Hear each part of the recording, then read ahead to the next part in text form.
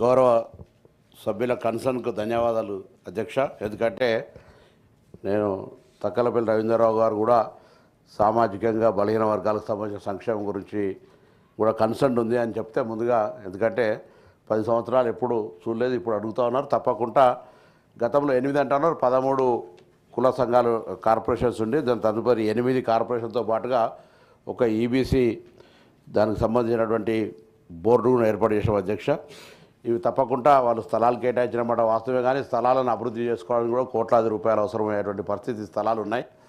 Number 1. అయినప్పటికీ వాటిని ఆ స్థలాల కేటాయింపు పట్ల వెల్కమ్ చేస్తూనే తప్పకుండా ఎస్డిఎఫ్ కింద నిధులు కేటాయించినటువంటి పేపర్ వరకే పరిమితమైంది. ₹1 కూడా వర్గాలి. ఒక గొల్ల కుర్మకు సంబంధించినటువంటి వాళ్ళు గౌరవ మాజీ శాసనమండలి సభ్యుడు ఎగ్గెమల్లేశం గారు స్వయంగా నిధులు చేసుకొని కట్టుకోవడం తప్ప ప్రభుత్వ పరంగా ఎక్కడ కూడా ₹1 గతంలో పేపర్ వరకే పరిమితమైనటువంటి మాట యావత్ తెలంగాణ ప్రజలకు, కుల సంఘాలకు కూడా తెలుసు. మేము ఈ ప్రభుత్వం ఏర్పడ్డ తర్వాత బలహీన వర్గాల శాఖ మంత్రిగా అన్ని కుల సంఘాలకు సంబంధించిన సమావేశాలు ఏర్పాటు చేసుకొని వాళ్ళ ద్వారా వాటికి సంబంధించిన ఒక విశ్వాసం కలిగజేసే విధంగా ప్రణాళికలు తీసుకొని పోతా ఉన్నాం. వాస్తవంగా కొంత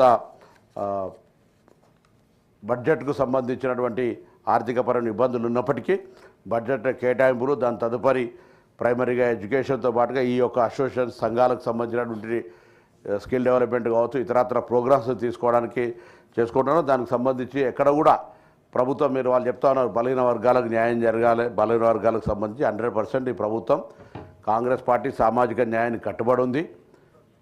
అటు పార్టీ పదవులు కావచ్చు, అధికార పదవులు కావచ్చు, రాజకీయంగా కావచ్చు, లేదా అధికార వికేంద్రీకరణ లోపల కూడా తప్పకుండా బలహీన వర్గాలకు సముచిత న్యాయం కలిగజేసేదాని కొరకే మా కార్యాచరణ ఉంది అనేటువంటి మాట కూడా ఈ సందర్భంగా మనవి చేస్తున్నాం. తప్పకుండా 100% వారు కోరిన విధంగా తొందరలోనే ఒక సమగ్రమైనటువంటి ప్రణాళిక, ఈ ఏదైతే కేటాయింపబడ్డటువంటి ఏర్పడ్డ కార్పొరేషన్ ఉన్నాయో వాటికి సంబంధించి శాశ్వత సిబ్బందిని ఏర్పాటు చేయడంతో పాటుగా శాశ్వత కార్యాచరణ, ఆయా వర్గాల స్కిల్ డెవలప్మెంట్ కావచ్చు, లేదా భవిష్యత్తులో వాళ్ళ కాళ్ళ మీద వాళ్ళు నిలబడడానికి ముందుకు తీసుకుపోయే ప్రయత్నం చేస్తున్నాం. ఉదాహరణకు దోబికి సంబంధించిన ప్రత్యేక ప్రణాళిక తీసుకుంటా ఉన్నాం. కుమ్మరి వాళ్ళకు సంబంధించిన బోనాల సందర్భంగా ప్రత్యేకమైన కార్యాచరణ తీసుకుంటా ఉన్నాం.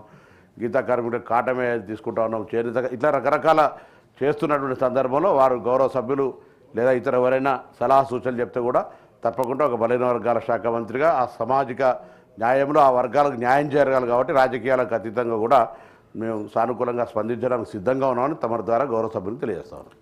ఈ ఆన్సర్లో దయచేసి మీరు ఇచ్చిన రిటర్న్ ఆన్సర్లో అది చదవాలి మీరు.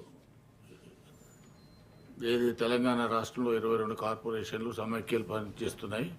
25-26 ఆర్థిక సంవత్సరానికి 4,956.4 కోట్ల నిధులను కేటాయించడం అనేది మీరు మరి అడుగుతా తొందరపడితే ఎట్లా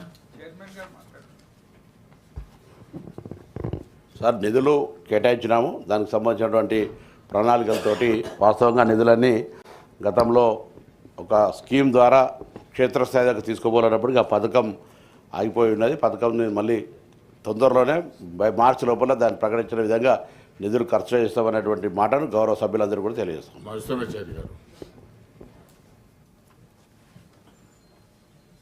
ధన్యవాదాలు అధ్యక్ష. అంటే మంత్రి గారు చెప్పినటువంటి ఆన్సర్కి అనుగుణంగా ఇప్పుడు ఈ భూముల కేటాయింపు చాలా చక్కటి కార్యక్రమం అధ్యక్ష. తమరు కూడా చాలా దశాబ్దాలుగా రాజకీయాల్లో ఉన్నారు. హైదరాబాద్ మహానగరంలో కుల సంఘాలకు స్థలాలు ఇవ్వాలి, గ్రామీణ ప్రాంతం నుంచి వచ్చేటువంటి బీసీ బిడ్డలకు ఒక రకమైనటువంటి నమ్మకం కలిగించాలనేటువంటి ఆలోచనతో కుల సంఘాలకు సంబంధించినటువంటి వాళ్ళం అనేక దశాబ్దాలుగా సంఘాలకు సంబంధించినటువంటి స్థలాల కోసం విజ్ఞప్తులు చేసినాం. అవి కార్యరూపం దాల్చలేదు అధ్యక్ష. సంతోషం. కేసీఆర్ గారు చాలా గొప్ప మనసుతోని ఆశించిన దానికంటే ఎక్కువ స్థలాలు ఇవ్వడం జరిగింది అధ్యక్ష. మంత్రి గారు చెప్పినట్టు స్థలాలు ఇవ్వడం జరిగింది, నిర్మాణం విషయంలో కొంత అనుకున్న స్థాయిలో జరగలేదు అనేటువంటి మాట కూడా వాస్తవం. కాబట్టి వారి దృష్టి, తమరి ద్వారా సభ దృష్టికి, గౌరవ మంత్రివర్గ సభ్యుల దృష్టికి తీసుకొస్తా ఉన్నాం ఈసారి స్పష్టంగా. ఎందుకంటే కొంత ఒక రకమైనటువంటి నిరాశ నిస్పృహలకు లోనయ్యేటువంటి పరిస్థితి ఉన్నది. హైదరాబాద్ మహానగరంలో 1 ఎకరా భూమి అంటే 50 కోట్లు, 25 కోట్లు, 100 కోట్లు భూములు మాత్రం వందల కోట్లలో విలువైనటువంటి భూములు కేటాయించబడ్డాయి, కానీ దానికి ఒక ఆకృతి ఆకారం అది వినియోగంలోకి రాకపోవడం వల్ల అది ఉండి మాత్రం మాకేం ప్రయోజనం అనేటువంటి ఒక నిర్లిప్తత, నిరాశాజనకమైనటువంటి పరిస్థితి ఉన్నది. కాబట్టి ఈ సంవత్సరం బడ్జెట్లో స్పష్టంగా ఈ భవనాల విషయంలో కేటాయింపులు ఖర్చు చేయడం అనేటువంటి విషయంలో స్పష్టత ఉండాలని ప్రభుత్వ దృష్టికి నేను తీసుకొస్తా ఉన్నాను. తీర్మానం మల్లన్న గారు